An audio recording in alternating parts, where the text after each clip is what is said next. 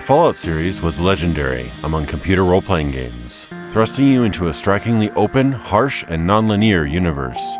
But after much of the core team left during Fallout 2's development, and despite 2 award-winning entries, developer and publisher Interplay was being spread thin, struggling to pump out a dozen high-profile games a year despite the phenomenal Fallout games and instant classics like MDK, Baldur's Gate, Icewind Dale, Descent, and Planescape Torment.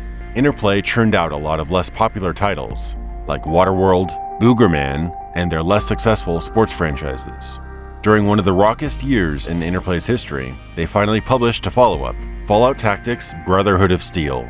Its Australian developer, Microforte, departed from the open-world role-playing of the first 2 games, and instead took inspiration from Jagged Alliance and XCOM as a squad-based, combat-focused take on the franchise. It was warmly reviewed in 2001, but later earned a poor reputation due to its departure from the series' roots. But despite its less intriguing storyline and more linear structure, it's a stark improvement to previous games in terms of combat depth, and the game engine got a hefty upgrade.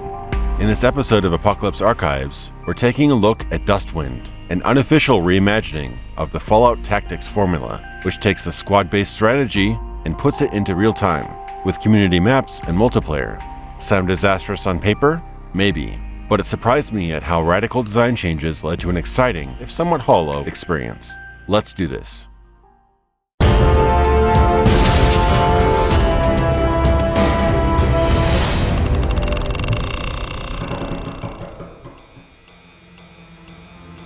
Dustwind opens up a little dry. You're strongly recommended to do the tutorial first thing. A handful of short trials to get used to the control scheme and style of gameplay.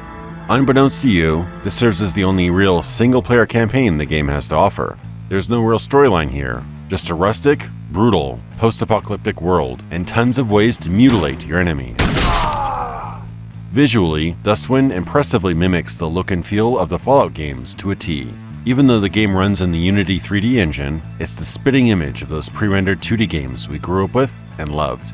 Rusted metal shanties, crumbled walls, decrepit wreckage, and scorched wasteland emanates through every inch of the world. And what would a Fallout-like be without ridiculously brutal and over-the-top deaths? Heads explode like confetti poppers, guns have a loud, punchy impact to them, and combat is gruesome and satisfying. The user interface borrows a lot from Fallout as well, with the 2-weapon system, aimed shots, medical kits, multiple weapon attack modes, and the like. But this game has some tricks of its own as well. First off, Dustwind drops any premise or allusion to turn-based combat. Instead, it has a unique, semi-autonomous, real-time strategy interface. On its surface, it handles like the Jagged Alliance games, with sneaking, crouching, sniping, destructible debris and such.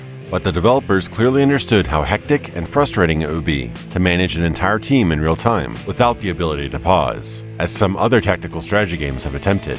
Their solution is simple: auto attacks. You can set the threshold that your character will automatically swipe or shoot at any enemy within their field of vision. By default, the threshold is at 33%, so your team will take a shot if they have a 33% chance to hit or higher. The tutorial repeats ad nauseum that you should not manually attack enemies, though you can if you wish. This seems minor, but allows for much more manageable gameplay, where you're more focused about which weapon you have equipped, where you are, and if you're crouching or not. It prioritizes preparation and movement over timely aiming and attacks. And surprisingly, it works really well. Load up your revolver and walk around that corner, and your Mad Max wannabe will unload on any hostiles in their path. Now, instead of having to micromanage up to 4 separate characters during intense firefights, you can line up shots and set up ambushes, which will trigger as soon as enemies are within range.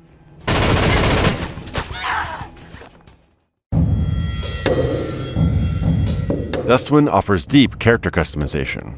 There are dozens of pre-made characters if you'd rather just hop into a game and play, but you can also create plenty of your own characters. There's a point system where you can add to your character's stats and skills, buy weapons, equipment, armor, and ammo for set point spends. This allows you to make weak or unskilled characters with tons of expensive gear, or an overpowered character with minimal gear, hoping to pick up better equipment while on missions. And the more you play the game, the more your player rank increases, unlocking more exotic weaponry and equipment.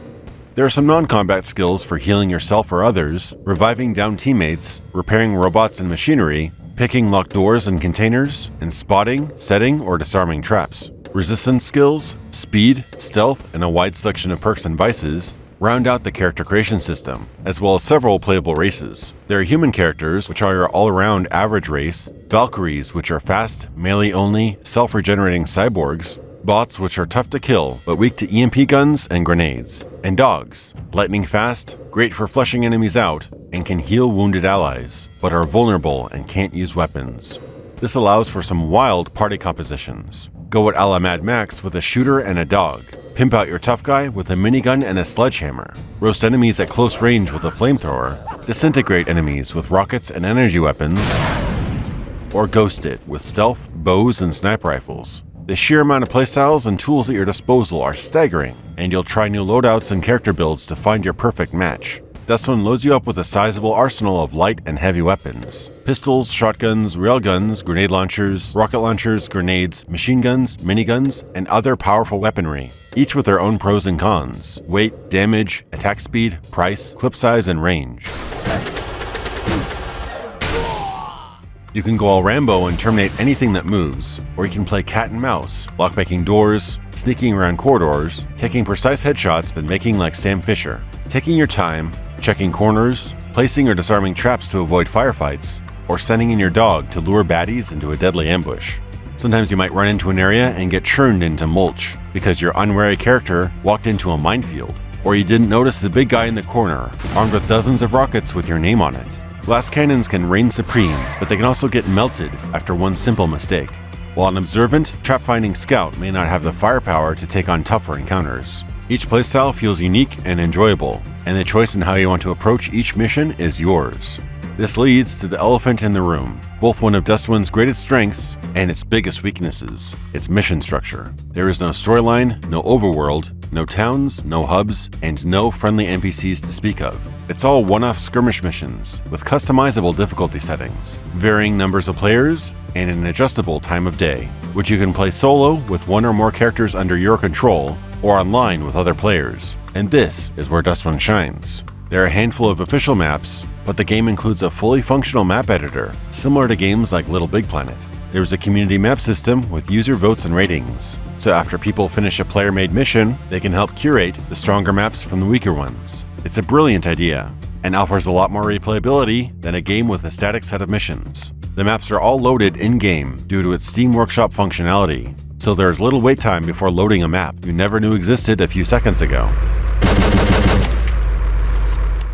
Multiplayer is where Dustwind gets really crazy. There's a matchmaking system and a server browser, so you can team up with other Wastelanders online seamlessly in cooperative missions, team deathmatch, and capture the flag modes. There's also modes similar to Battlefield's Rush or Unreal Tournament's Onslaught mode, which has defenders fighting off attackers, who must capture areas before the timer runs out.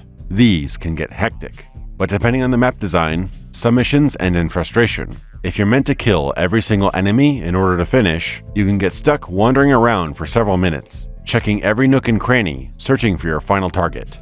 Playing single player can get a little lonely without any NPC interaction, world map, or story to break up the action. It's still fun, but I don't see it capturing your attention for hundreds of hours, like the Fallout games could. But when you get a good game going with cooperative team members, it's a hell of a lot of fun.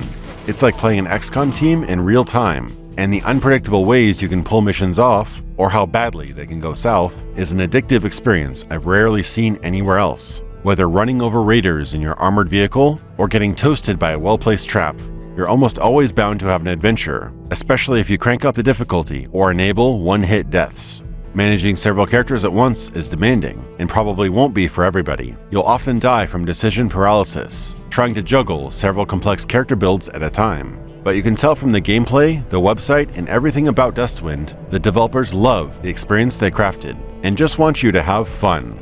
There is little backstory, a mere 3 paragraphs in fact, but this is a passion project that just screams, have a blast.